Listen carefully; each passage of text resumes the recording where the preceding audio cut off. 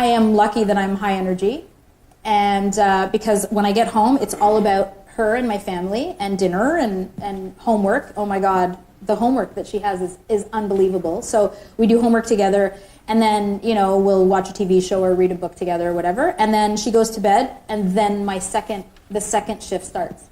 Yeah. But I'm happy to do it. Like, I'm excited to get to that. You know, I know there's a ton of emails waiting. I know there's stuff I want to do. There's, you know, and so it's the life I live. Do you get time off? Saturdays, Sundays, or is it just I do. Is it just one big blur all the way through? Well, I think entrepreneurs are allowed to work whatever 20 hours of the day they want. So And they get to pick the 20 hours. They get to pick the 20 hours in the day they want to work. But again, it's a lifestyle. So, you know, if the phone rings on a Saturday, which it does, or at night when we're doing a broadcast from a nightclub on one of our radio stations and technically something went wrong and the sales rep doesn't know what to do, they'll call me. But it's a phone call. Like, it doesn't interfere with my life. It's just you're always on, and that's the way I want it to be. Yeah. So when I go away on vacation, I'm always hooked into email. I do it on my own time. Go to the beach all day, come back, you know, everyone's relaxed watching TV or whatever, I'll check my email, and that keeps me connected. It would be more stressful if I didn't know what was going on. I couldn't handle that. I agree with you. You know, people say, don't take your BlackBerry with you. Leave your iPhone at home. I find it more stressful to be away and not knowing what's going on than to actually just take an hour and a half, check things out, and shut it down. Sheldon. You're clearly a very highly motivated and driven person, and I understand from your bio that you do a lot of coaching to business owners and entrepreneurs. What are some of the keys to success that you typically pass on to a lot of the clients that you work with?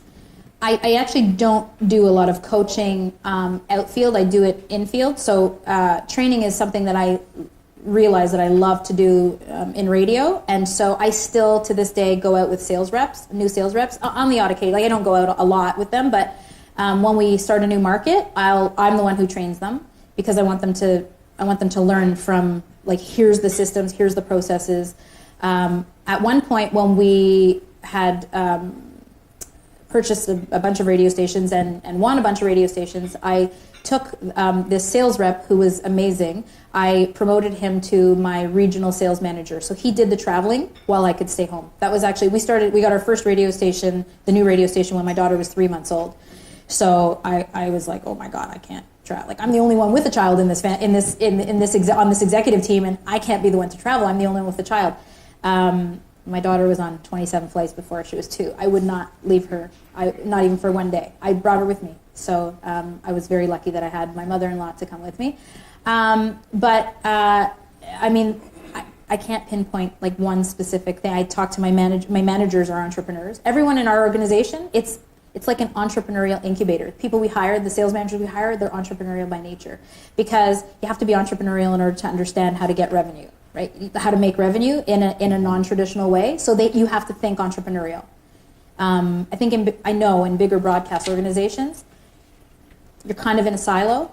There's only so much you can do. I know that because sales managers who have thought that the grass was greener on the other side and went to what we call the ivory towers, a lot of them have come back. And they say, like, we just couldn't, you know that trip package where, you know, if the client would heavy up their campaign by $20,000, you'd send them to Mexico. Like, we can't do that stuff. You know, we can't. And we do all kinds of crazy stuff. I mean, there's so many things that we've done. How heavy does it have to be to go to Mexico? Are we talking like $300-400, or we to heavy up your a radio campaign? If, let's say, a client, whatever a client is spending, if you spend an extra $20,000 that year on radio advertising, we'll send you and your guest to Mexico. One of the methods that are coming up is, branding and sales. One is direct marketing and direct sales. Another is the traditional brick and mortar business. How much do you think an entrepreneur should emphasize on direct marketing and direct sales over the internet? Well, So did everybody hear that in the back? Okay, so the question is, as an entrepreneur, how much energy, time, money should you invest in direct marketing and direct sales as opposed to traditional methods of marketing and sales? Well, I always say there are two types of advertising. So if you're saying traditional marketing, like advertising, is that what you're asking? There are two types of advertising. One is branding in order to keep top of mind, and one is make the cash register sing. So there's only two, in my opinion. And I think that's really important. So it depends on the size of business and what you're doing. And I'm a very promotional, like event-driven, like sell the sizzle type person. So if you're having an event, that's like make the cash register sing. So it's like go high impact and try and drive as much traffic as you can in order to sell your product. But branding is also really important. And, you know, I always use Sleep Country Canada as that model because everyone seems to having listened to radio, oh yeah, Sleep Country, I'm going to go there to buy my mattress. And I also understand that most businesses don't have those big budgets to spend on radio advertising. So direct sales is, to me, just as important. It's not one specific thing. You have to do everything. And in the end, your reputation is all you have. So that's really crucial. And I know that it's so cliche to say, you know, for every one person that's happy, there's 10 that are not happy and they don't tell you. But it's true. So just right always wins. Just always do the right thing. Because it's harder to get a new client than it is to keep an old. So always do the right thing. Sometimes it's going to cost you, but I think you'll get a good return on your investment there. And the branding's a good example, especially in the Z103. Do you still have that little car that goes around to different events? We have a bunch of them, yeah. Yeah, and they flip open the back and play the music out the back? Yeah. How many events do you do a year? Oh my gosh. Well, we have 19 stations so across the country, so a ton. A ton, like 200 per station just in the summer. Wow. Yeah. Speaking of branding, you may have seen the pink car in the parking lot. I saw it. I was like, wow, look at that car. I love it. That's David's car. Good for you. Sell me a radio spot. Sell you a radio spot? I don't sell radio spots. You don't. No. I sell... So how would radio benefit you being a small business person in this society? Okay, so what's your business? It's home care for seniors. Okay, home care for seniors. So I always say the magic in any type of advertising is using a media that directly delivers your target market. I've talked to so many clients who've said, oh, radio doesn't work. Why didn't it work? Oh, well, it's no wonder. You were trying to promote, whatever, a makeup line to on Q107, right, to a male-oriented radio station. And they would have quoted that, well, you know, for every male that listens, they have a wife, you know, or whatever. So you really have, so in that case, for example, if I was trying to sell you radio advertising, I would say that the Jewel 88.5 is a network of radio stations. Jewel is a network of radio stations that we have, but in Toronto, it would be Jewel 88.5. And they deliver the 45, 50 plus demographic. So those are people, and then we have a proven track record with very similar clients on the air that have been using radio and it's worked very well. And I suggest maybe you call one of those people and talk to them and see how they feel radio works for them. We would do a full, like it's really hard to do that in one very quick, 2-minute talk, but there's a client needs analysis. Because in the end, it's only win-win if it's win for you and win for us. Like it's win for us if we sell you advertising, but it's win for you if it works. So that's the account manager's job, is to make it work. And sometimes you just buying a radio campaign is not what's going to make it work. Sometimes it's connecting dots. So it's, you've got this home care business and then there's someone else who has a relatable business, and maybe the two of you should work together. And sometimes that cuts your budget in half so that, together you can promote something to the mass public. Which you have done, yeah. So I hope that answers your question briefly, but you can call me anytime and I can walk you through it. I think David was looking for a free sales training course there. If you can sell me advertising, I can sell you a nurse. Kai, you have a charity that's very near and dear to your heart. Yes. Tell us about it and give us the background. Well, I had the great misfortune of losing a child. She was born and passed away 3 hours later. And I was given a little robe that some wonderful volunteers made. And it was one of the only things that I had from her. And I was at home, and of course you can imagine, it's like the sun was shining like today when I left the hospital, and yet it was the darkest day of my life. I remember the sun, but I remember that I couldn't see the sun. It was actually a really interesting time in my life.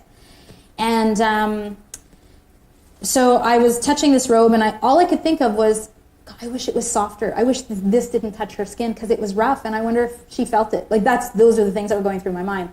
And then I went into Michael's craft store, and they had these little robes, these little baby robes, and they're like the softest, like a gun, stuffy. And I thought, oh my God, and I bought all of them. There were about 10 of them, and I bought them all. And I packaged them, and I wrote a letter to people who were going to go through what I went through. I wrote a letter, I put my daughter's footprint on it, and I said, I hope that, I understand what you're going through, and I'm so sorry, and I hope that this soft robe will keep your child warm in the hours that they're on this earth. And so I sent them to the hospital that I lost my daughter in, and they called me and they said, oh my gosh, this is unbelievable, can you come in and see us? So I said, sure, and this was, months later. And they said, can you work with us? Of course, because I have all this time on my hands. They said, can you work with us? Because we're starting a perinatal bereavement chapter in the hospital. And we'd love you to be our, exterior public, I don't even remember the title. And I said, sure, of course, I'll do whatever I can. And then I thought, you know what, this is like the letters I got back. So the hospital would send me the letters from the parents who actually got these little packages.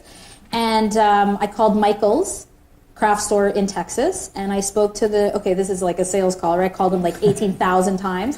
And finally, Michael Rouleau from Michael's called me back, and he said, I'm really sorry. I know you've called so many times, but we don't donate to charities. And I said, that's not what I'm calling about. And he said, oh, what do you want? And I said, I would like to buy these. I'd like to buy 10,000 robes at cost. Here's my charity. And he said, it's so interesting because one of my assistants just lost a baby. So I'll do it. I'll put you in touch with somebody, whatever you need. And I said, well, what I was going to ask next was, can I logo them with Ella, which is my daughter's name that passed away, Everlasting Little Angels.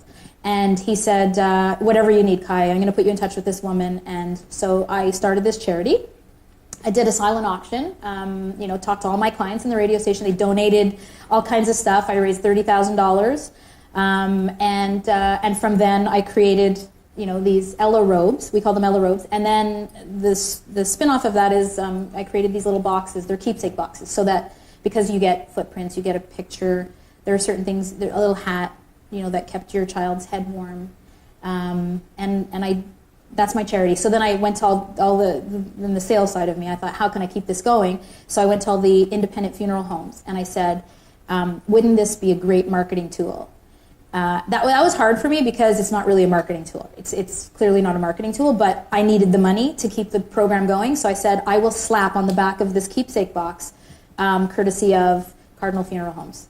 And so they said, how much are the kits? And I said, they're $20. And they said, yeah, we're in.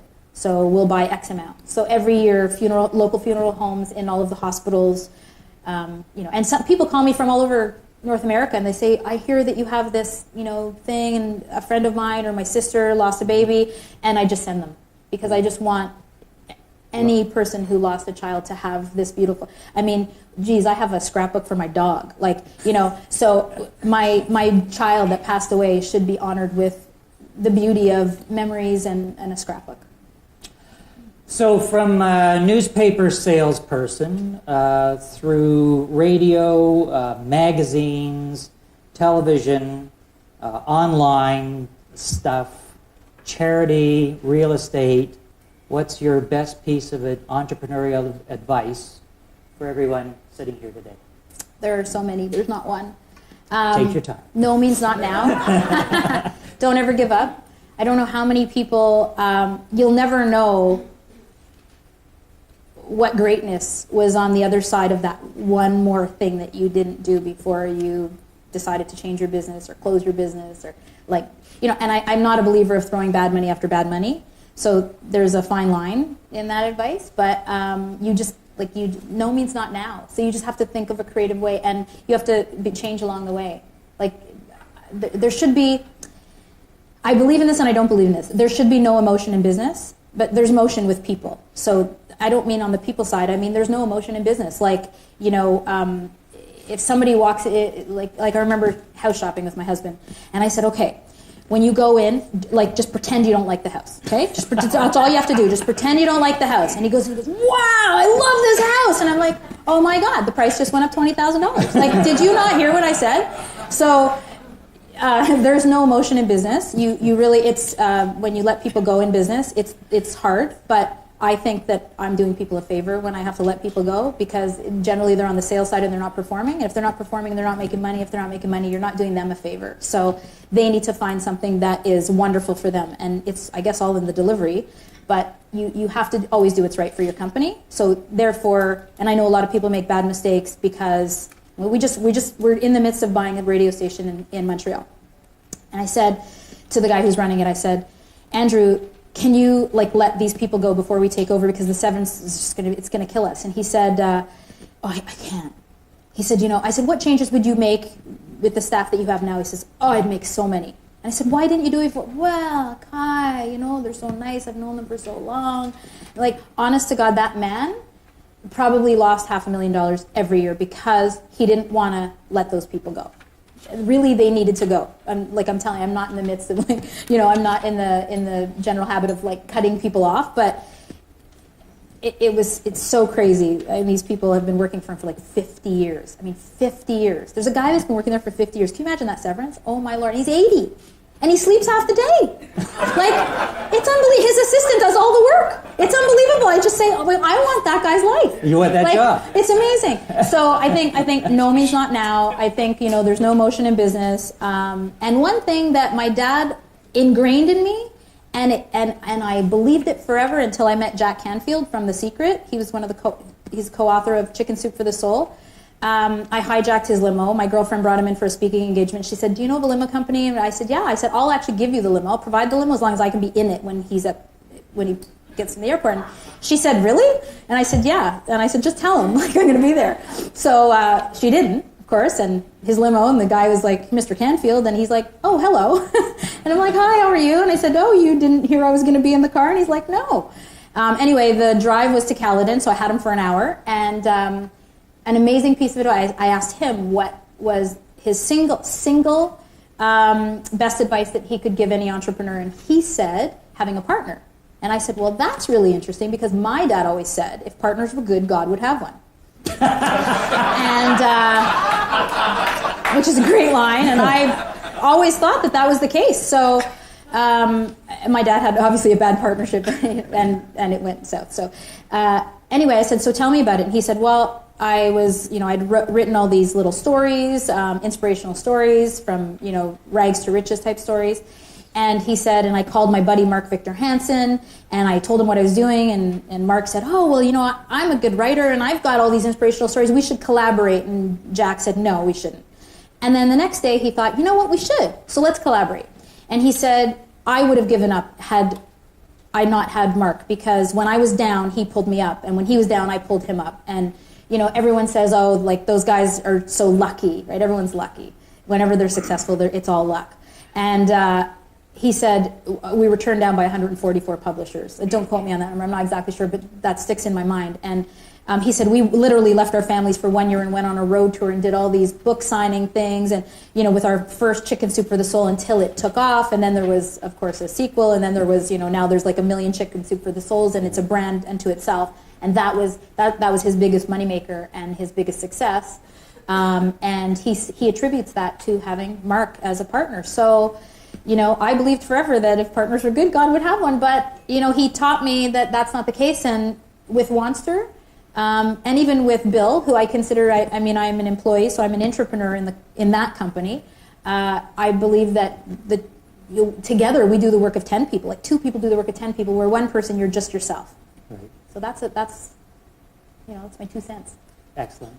Ladies and gentlemen, Kai Joseph.